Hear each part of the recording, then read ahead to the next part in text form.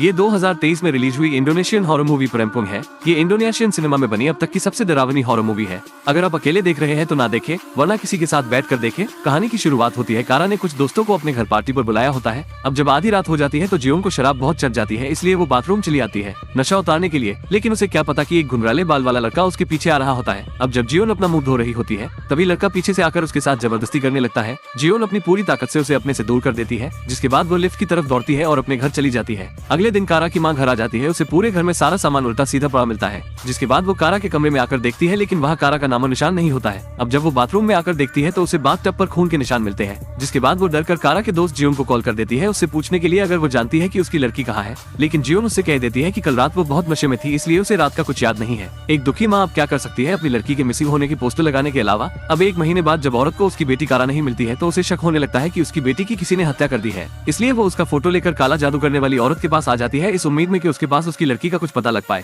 जिसके बाद जादू करने वाली औरत फोटो को लेकर जला देती है। अब तुरंत बाद वो ध्यान लगाने लगती है, तभी उसका चेहरा अचानक अजीब हो जाता है। अब वो कुछ बहुत बुरा देख लेते हैं, जिसके बाद वो औरत को बताती है कि उसकी बेटी कारा मर चुकी है, किसी ने उसकी हत्या कर दी है। ये सुनकर माँ टूट जाती है और रोने लगती है। हालांकि उसके दिल में बदले की आग जलती रहती है। वो इस बात को नहीं मान पा रही है कि उसकी बेटी मर चुकी है। अब वो अपनी बेटी की दोस्त कारा को फोन करके घर पर बुला लेती है। अब जियोन उसके घर पर आ जाती है, तभी उसे घर के अंदर बहुत बुरी बदबू आने लगती है। फिर वो चेक करने लगती है कि ये बदबू आ कहाँ से रही है। लेकिन जब वो बेडरूम का दरवाजा खोलती है तो वो बहुत डर जाती है। जब वो वहाँ कारा की माँ को अजीब तरह से देखती है। उसकी माँ उसे कहती है कि ये लड़की तो नहीं जानती है कि मेरी बेटी कारा कहाँ है, तो झूठ बोल रही है। जियोंग कहती है कि उसे सच में नहीं पता है कि उसकी दोस्त कारा कहाँ, लेकिन वो उससे वादा कर लेती है कि वो उसे ढूंढ निकालेगी। लेकिन उसकी माँ को पहले से सब पता होता है, इसलिए वो उसे कहती है कोई नहीं बच पाएगा, सब नरक में जाएंगे। ये सुनकर जियोन बहुत डर जाती है और वहाँ से भाग जाती है। तभी बेडरूम का दरवाजा अचानक बंद हो जाता है।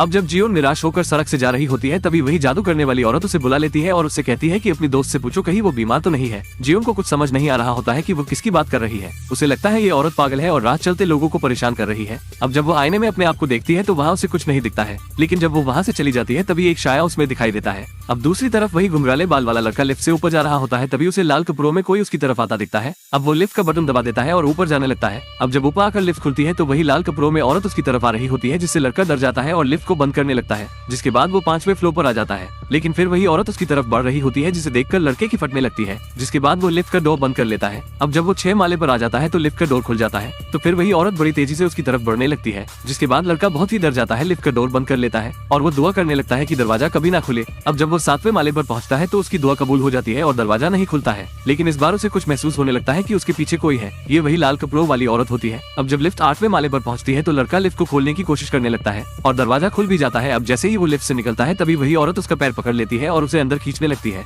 जिसके बाद इतिहास का सबसे डरावना सीन सामने आता है।